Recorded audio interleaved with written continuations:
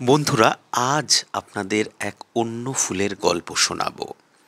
এর নাম নন্দিনী, ইংরেজিতে যার নাম লিসিয়ানথাস।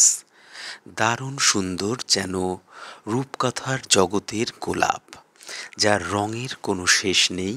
চাইলে আপনিও বানিয়ে ফেলতে পারেন আপনার পছন্দের হাইব্রিড ইতর পরাগযোগের মাধ্যমেই। এটি এমন একটি ফুল যার কাট ফ্লাওয়ার হিসাবেও রয়েছে বিশেষ বাণিজ্যিক মূল্য। অত্যন্ত দামি এবং মর্যাদা সম্পন্ন কাট ফ্লাওয়ার হিসাবে বিবেচিত হয় এই নন্দিনী বা লিসিয়ানথাস। এই গাছ দেখতে মটরশুঁটির গাছের মতো হলেও এর আয়ুকাল 3 থেকে 4 বছর পর্যন্ত বৃদ্ধি করা যেতে পারে বিশেষভাবে পরিচর্যার মাধ্যমে। একবার ফুল ফুটলে 1 মাসের অধিক এই ফুলকে গাছে সংরক্ষণ করে রাখা সম্ভব।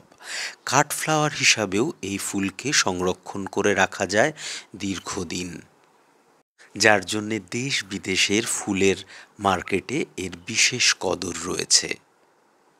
এই গাছ গ্রীষ্মকালীন অঞ্চলের বেশ হার্ডি গাছ। পর্যাপ্ত রোদ এবং আলো এরা খুব ভালোবাসে।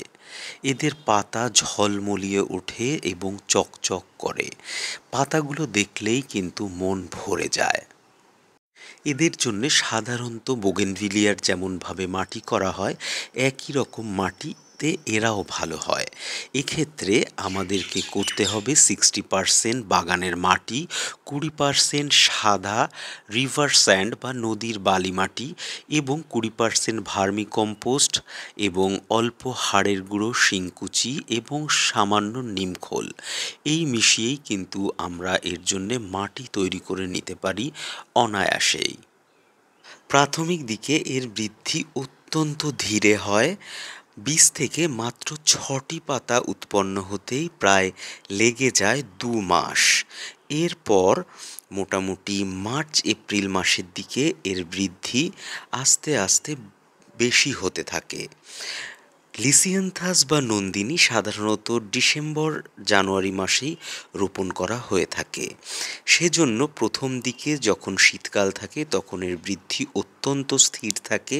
পরবর্তীতে মার্চ-এপ্রিল মাসের দিকে দ্রুত বৃদ্ধিপ্রাপ্ত হয় এবং এর পরপরই কিন্তু সুন্দরভাবে এরকম কুঁড়ি আসতে থাকে এবং প্রচুর ব্লুমিং করে। এই সময় এর প্রয়োজন হয় বিশেষ খাবারের। এই সময় প্রত্যেক সপ্তাহে আমরা ব্যালেন্স এনপিকে এবং মাটিতে হালকা 3 থেকে 5 দানা ডিএপি ব্যবহার করতে পারি। এছাড়া সিউইড এক্সট্র্যাক্ট, মাইক্রোনিউট্রিয়েন্টসও ব্যবহার করা যেতে পারে। লিসিয়ানথাস বা নন্দিনীতে দেখা যায় যে লেদা পোকার আক্রমণ হয় কখনো কখনো। সেক্ষেত্রে সাইপারমেথ্রিন জাতীয় যে কোনো লেদা পোকার মারার কীটনাশক আমরা ব্যবহার করতে পারি। এই গাছ সাধারণত বৃষ্টিতে নষ্ট হয় না। 2 থেকে 3 দিন পর্যন্ত বৃষ্টি এরা সহ্য করে নিতে পারে, কিন্তু তার অধিক বৃষ্টি হয়ে গেলে এগুলোকে এইভাবেই শেডের নিচে সংরক্ষণ করতে হতে পারে।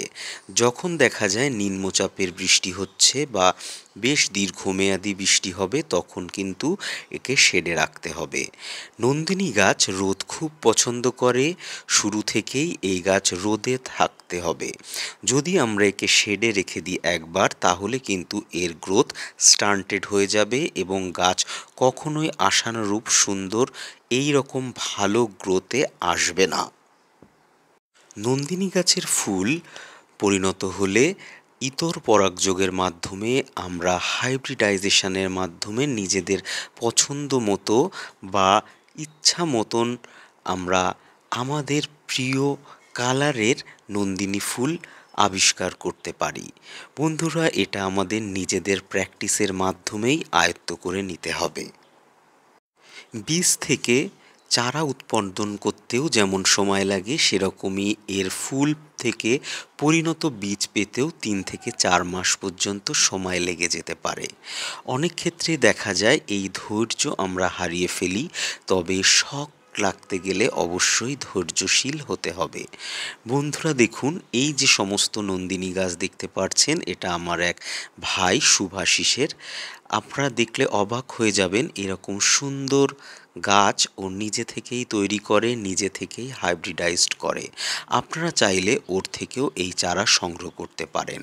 বিশেষত ও বিদেশ থেকেই এই বীজগুলো ইম্পোর্ট করেছিল একসময়, এবং এখনও নতুন নতুন গাছের বীজ ও ইম্পোর্ট করে। নন্দিনী গাছের এক বিরাট সম্ভার রয়েছে শুভাশিসের কাছে। নন্দিনী গাছ যারা করতে চান তাদের জন্যে আমি বলবো সরাসরি ওর সাথে যোগাযোগ করে নিতে পারেন।